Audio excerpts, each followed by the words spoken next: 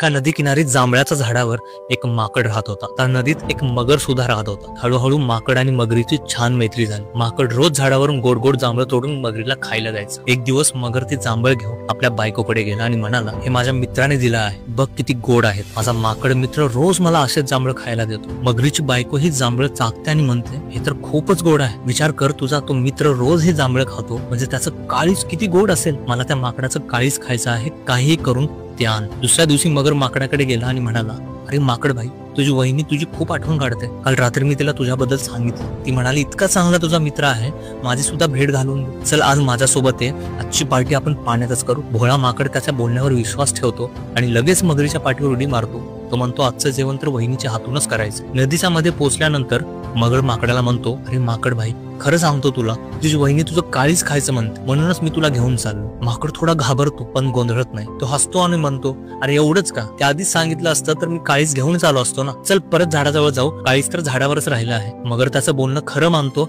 आणि परत फिरतो. जसेच झाडाजवळ पोहोचतात, माकड झपकन उडी मारून झाडावर चढतो आणि वरून ओरडतो, जा रे धोकेबाज, मी तुला मित्र मानलं, तुझ्यावर विश्वास ठेवला आणि तू इतका मोठा फसवा निघलास. जा, मला पुन्हा कधीच दिसू नकोस. मगर लागून शांतपणे तिथून निघून जातो. ज्या गोष्टीचा अर्थ एवढाच आहे, आजच्या जगात प्रत्येक वळणावर फसवणूक आहे. सावध राहायला शिकलो नाही, आयुष्यात कधी ना कधी पण ही एखाद्या धोकेबाजाचा बळी ठरू.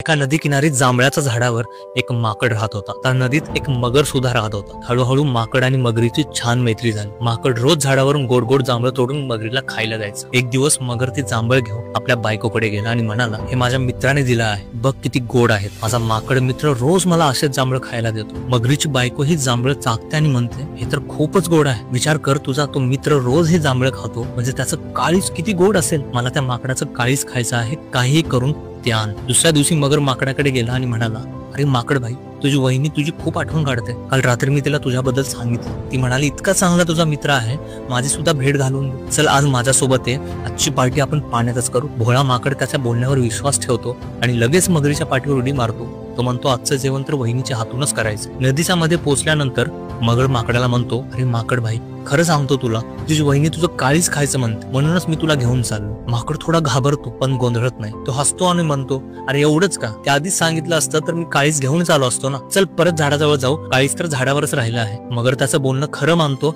आणि परत फिरतो. जसेच झाडाजवळ पोहोचतात, माकड झपकन उडी मारून झाडावर चढतो आणि वरून ओरडतो, जा रे धोकेबाज, मी तुला मित्र मानलं, तुझ्यावर विश्वास ठेवला आणि तू इतका मोठा फसवा निघलास. जा, मला पुन्हा कधीच दिसू नकोस. मगर लागून शांतपणे तिथून निघून जातो.